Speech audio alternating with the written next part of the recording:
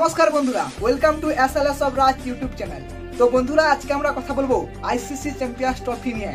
হ্যাঁ, প্রথম ম্যাচটা যে কালকে রয়েছে মানে 20 তারিখ, সেটা নিয়ে কথা বলবো। তো বাংলাদেশের সঙ্গে প্রথম ম্যাচ হতে চলেছে। সেই ম্যাচে ইন্ডিয়া কেমন প্লেইং 11 নিয়ে নামবে, কেমন পিচ কন্ডিশন রয়েছে, তো সেটা নিয়ে আমরা কথা বলবো। তো ইন্টারেস্টিং ভিডিও হতে চলেছে, লাস্ট পর্যন্ত দেখো। ভালো লাগলে please like, comment and share করে দিও। আর যারা আমার চ্যানেলটা আজকে প্রথম দেখছো, প্লিজ সাবস্ক্রাইব করে দিও। ওকে, তো ম্যান টপিক নিয়ে আমরা চলে আসছি। তো কাল 2:30 থেকে শুরু হয়ে যাবে দুবাই ইন্টারন্যাশনাল স্টেডিয়াম মানে ইউএতে বাংলাদেশ ভার্সেস ইন্ডিয়া। ঠিক আছে, কালকে 2:30টার সময় তোমরা দেখতে পেয়ে যাবে। তো কেমন পিচ রয়েছে সেই নিয়ে প্রথমে আলোচনা করার আগে আমরা জানবো ইন্ডিয়ার বোলিং লাইন আপ নিয়ে। ব্যাটিং লাইন আপ তো ইন্ডিয়ার ঠিক আছে, আমরা জানি কেমন ব্যাটিং লাইন আপ হতে চলেছে। তো বোলিং নিয়ে আমরা আজকে কথা বলবো, কারণ আমাদের ম্যান প্লেয়ার জসপ্রীত বুমরা, সেই প্লেয়ারটা আমাদের কাছে নেই। তো জসপ্রীত বুমরা যদি থাকতো তাহলে আমরা কে প্লেইং 11 থাকবে সেটা নিয়ে ডিসকাস করার কোনো কথাই ছিল না। তো বুমরা নেই, সেই জায়গায় কে আসবে সেটা নিয়েই আজকের এই ভিডিওটা। তো হ্যাঁ, আমি একটা শুনেছিলাম কমেন্টেটর বা কিছু ফ্যান্স বলছিল যে বুমরার জায়গায় ইন্ডিয়ার দুটো প্লেয়ার লাগবে, বুমরাকে রিপ্লেস করতে হলে দুটো প্লেয়ার লাগবে। হ্যাঁ ঠিক, যে বলেছিল একদম কারেক্ট বলেছিল। বুমরা যে লেভেলের প্লেয়ার, যেভাবে ODI specialist, T20 specialist, DSC specialist, তো ইন্ডিয়ার বুকে এমন খতরনাক বলার আর নেই। শুধু ইন্ডিয়ার কেন, ওয়ার্ল্ডেরও বেস্ট ইয়র্কার স্পেশালিস্ট বা বেস্ট বোলার হচ্ছে জসপ্রীত বুমরা। তাকে রিপ্লেস করার জন্য দুজন নয়, আরো 2-4 জন নিয়ে আসো। ঠিক আছে, তো বুমরাকে রিপ্লেস করতে হলে আরো 2-4 জন নিয়ে আসো। তো কিছু করার নেই, বুমরা আমাদের মধ্যে মানে এই আইসিসি চ্যাম্পিয়ন্স ট্রফিতে থাকবে না তার চোটের কারণে। তো তার জায়গায়, ঠিক আছে, তার জায়গায় কে আসতে পারে? হর্ষিত, মোহাম্মদ শামি না আর্শদীপ, কে আসতে পারে? ম্যান কন্ডাক্টর রয়েছে 3 জন, ঠিক আছে, 3 জনের মধ্যে যে কোনো 2 জন খেলবে। তো হর্ষিত, মোহাম্মদ শামি না আর্শদীপ, কে দিয়ে শুরু করবে সেটাই হচ্ছে ম্যান টপিক। আমরা অনেকদিন থেকে শুনে আসছি যে দুবাইতে নাকি ফাস্ট বোলারের বেশি ইফেক্টিভ হয়, স্পিন বোলারদের জন্য কিছুই থাকে না। এটা কিন্তু সত্যিকারের নয়, এটা ঠিক নয়। স্পিনদের জন্য কিছু থাকে এবং আমাদের পেস বোলারের জন্য কিছু থাকে। এমন কোনো কথা নয় যে স্পিনদের জন্য কিছুই নেই। হ্যাঁ, স্পিনদের জন্য আরো হয়ে যাবে। তার কারণটা কি না, কিছুদিন আগে আইএল টি20 চলছিল, তো পিচ কিছুটা ব্রেক হবে। ঠিক আছে, পিচ কিছুটা ব্রেক হবে, তো স্পিনার জন্য তো কিছু থাকবে। দুবাইতে একটাই প্রবলেম রয়েছে, সেটা কি না, সেটা হচ্ছে প্রথমে টসে জিতে বোলিং নাও। তো প্রথমে যদি বোলিং নেওয়া হয় তাহলে স্পিনার রীতিমতো ফর্মে থাকবে, মানে রীতিমতো উইকেট নেবে। কিন্তু হ্যাঁ, যদি টসে হেরে যায় তাহলে একটু প্রবলেম হবে ইন্ডিয়ার। কেন প্রবলেম হবে? কারণটা হচ্ছে তখন ডিউ চলে আসবে, তখন স্পিন বোলার যারা রয়েছে তাদের ঠিক মতন কাজে আসবে না, তারা স্পিন করতে পারবে না। তো স্পিনার একটু প্রবলেম হবে। কিন্তু হ্যাঁ, যদি টসে জিতে চায় তাহলে বরুণ চক্রবর্তী, কুলদীপ যাদব, রবীন্দ্র জাদেজা, অক্ষর প্যাটেল খতরনাক হয়ে যাবে, রীতিমতো খতরনাক হয়ে যাবে। এদের মধ্যে যে 3 জন খেলবে খতরনাক হয়ে যাবে। ঠিক আছে, তো হ্যাঁ, যদি টসে হারে, দেখো প্রত্যেকটা টস কিন্তু জিতা মুশকিল আছে। ঠিক আছে, সেটা সবাই জানো, তোমরাও জানো, আমরাও জানি।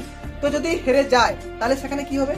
সেখানে হিট দ্য ডেক বোলার, যারা হিট দ্য ডেক বোলার রয়েছে, সুইং বোলার, ঠিক আছে, যারা সুইং করছে বেশি, হিট দ্য ডিক বল যারা করছে, তো তাদেরকে দরকার। তাদের মধ্যে কে রয়েছে? তাদের মধ্যে রয়েছে আমাদের 2 জন প্লেয়ার, একটা হচ্ছে হার্দিক পান্ডিয়া আর হর্ষিত রানা। কিন্তু একটাই প্রশ্ন, হর্ষিত রানা আর হার্দিক পান্ডিয়া কি একসঙ্গে থাকবে? হার্দিক পান্ডিয়া তো থাকছে, অলরাউন্ডার মানে সে থাকবেই, কিন্তু হর্ষিত রানা কি থাকবে? হর্ষিত রানা যদি থাকে তার সঙ্গে মোহাম্মদ শামিকে কি ছেড়ে দেবে না আর্শদীপকে ছেড়ে দেবে? তাদেরকে খেলাবে না? তো যদি হ্যাঁ 3 জনকে একসঙ্গে খেলায়, মানে হর্ষিত, অর্শদীপ আর আমাদের শামি 3 জনকে যদি খেলায়, তাহলে একটা অলরাউন্ডার মানে ব্যাটিং এ একটু ডেপথ কমে যাবে। মানে সেখানে রবীন্দ্র জাদেজা বা অক্ষর প্যাটেলের মধ্যে কাউকে একটা ড্রপ করতে হতে পারে। তো সেটা কি চাইবে ইন্ডিয়া? জানি না। ঠিক আছে, জানি না হর্ষিত রানা শুরু করছে না আমাদের অর্শদীপ সিং শুরু করছে না মোহাম্মদ শামি শুরু করছে, সেটা এখন আমি বলতে পারছি না। তো যাকে দিয়ে শুরু করা যাক, দেখা যাক কি হয়। তো স্পিনার কথা যদি বলি, তাহলে স্পিনার আছে রবীন্দ্র জাদেজা তো খেলবেই, কারণ সে স্পিনার, ব্যাটিংও দিয়ে দেবে এবং ফিল্ডিংও 100% দিয়ে দেবে। তো আমরা জানি রবীন্দ্র জাদেজা খেলছে। হ্যাঁ, অক্ষর প্যাটেল, তোমরা বলতে পারো অক্ষর প্যাটেল, কিন্তু অক্ষর প্যাটেল যা ফর্মে রয়েছে তাকে বাদ দেবে না এবং আশা করি তাকে 5 নম্বরেও খেলাতে পারে। ঠিক আছে, 5 নম্বরেও নিয়ে আসতে পারে। তো অক্ষর প্যাটেল তো থাকছেই, শুধু 2টো প্লেয়ার, কুলদীপ না বরুণ। তো তোমরা সবাই জানো কুলদীপ হচ্ছে ওডিআইতে হচ্ছে মারাত্মক বোলার, তাকে কি ছাড়বে, তাকে কি খেলাবে না, সেটা হচ্ছে প্রশ্ন। আর আমাদের বরুণ চক্রবর্তী যা ফর্ম নিয়ে এসেছে তাকে কি বাদ দেবে, এই একটা প্রশ্ন রয়েছে। সেদিকে অর্শদীপ না মোহাম্মদ শামি, এদিকে কুলদীপ না বরুণ চক্রবর্তী, এই দুটো নিয়ে এখন সমস্যা চলছে। আর হ্যাঁ, বাংলাদেশি প্লেয়ার স্পিনার কিন্তু খেলতে পারে না, আর বরুণ চক্রবর্তী এবং কুলদীপ যাদবের বল তো ছুঁতেই পারবে না, বিশেষ করে আমাদের বরুণ চক্রবর্তী, কারণ বরুণ চক্রবর্তী এখন ফেস করে নি তেমন বাংলাদেশি কেউ। তো বরুণ চক্রবর্তী অবশ্যই আসতে পারে, দেখা যাক কালকে কে রয়েছে, বরুণ না কুলদীপ। তো আমরা মোটামুটি বোলিং নিয়ে কথা বললাম, এখন বেস্ট প্লেইং 11 আমরা এই ভিডিওতে শেষ করতে চলেছি, ঠিক আছে। তো যদি আমরা বেস্ট প্লেইং 11 নিয়ে কথা বলি, যে কালকে বাংলাদেশের বিরুদ্ধে ইন্ডিয়া কেমন প্লেইং 11 নিয়ে নামছে, সেটা যদি আমরা কথা বলি, তাহলে ফার্স্ট যে ওপেনিং শুরু করবে সেটা হচ্ছে ক্যাপ্টেন রোহিত শর্মা। হ্যাঁ, রোহিত শর্মা শুরু করবে, তার সঙ্গে থাকবে শুভমান গিল। তো শুভমান গিল যা ফর্ম নিয়ে আসছে, দেখি কালকে কি হতে পারে, ঠিক আছে। তো আশা করি কালকে শুভমান গিল ভালো খেলবে, রোহিত শর্মা ভালো খেলবে। তো রোহিত শর্মা, শুভমান গিল 3 নম্বরে কে নামছে, 3 নম্বরে বিরাট কোহলি থাকছে। তো বিরাট কোহলিকে ভালো করে খেলতে হবে এই ম্যাচে। 4 নম্বরে কে থাকছে, শ্রেয়াস আয়ার, কোনো কথা হবে না শ্রেয়াস আয়ারকে নিয়ে, শ্রেয়াস আয়ার 4 নম্বর থাকছে। 5 আশা করি এখানে কেএল রাহুল নয়তো অক্ষর প্যাটেল যে কোনো একজন খেলবে, মানে যে কোনো একজন নয়, মানে যে কোনো একজন এই নাম্বারটাতে খেলবে 5 নম্বরে, হয় কেএল রাহুল নয় অক্ষর প্যাটেল। তো আমরা এখন ধরছি 5-এ আমাদের কেএল রাহুল, 6-এ হচ্ছে হার্দিক, 7-এ হচ্ছে অক্ষর প্যাটেল, 8-এ রবীন্দ্র জাদেজা, বা 7-এ হচ্ছে রবীন্দ্র জাদেজা, 8-এ হচ্ছে অক্ষর প্যাটেল। এই 8 পর্যন্ত আমাদের ব্যাটিং লাইন আপ রয়েছে। তার মধ্যে 3টে আমরা দুটো স্পিনার, একটা সিমার পেয়ে যাচ্ছি, হার্দিক পান্ডিয়া, অক্ষর প্যাটেল এবং রবীন্দ্র জাদেজা। 9, 10, 11 এই 3টে প্লেয়ার কে থাকছে, তো 9-এর আমাদের অর্শদীপ থাকছে, 10-এ হচ্ছে মোহাম্মদ শামি থাকছে, 11 কে থাকছে, 11 কুলদীপ না বরুণ। তো দেখা যাক এই কুলদীপ বা বরুণের মধ্যে কে রয়েছে, আর সেদিকে অর্শদীপ, মোহাম্মদ শামি বা হর্ষিনের মধ্যে কে রয়েছে।